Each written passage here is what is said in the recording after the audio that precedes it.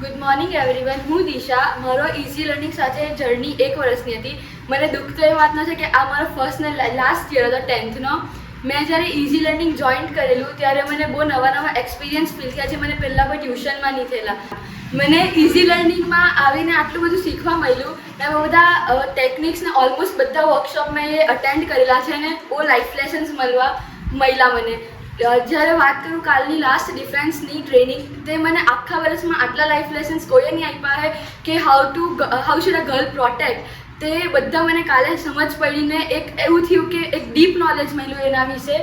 ને આવી તો બહુ બધી ટ્રેનિંગ છે. EPS જે આજે મેં અહીંયા ઊભી રહીને બોલવાનો કોન્ફિડન્સ આવ્યો છે તે મિલન સરના લીધે આવેલો છે, કેમ કે એમણે જ મને આટલું EPSમાં પાવરફુલ કરેલું.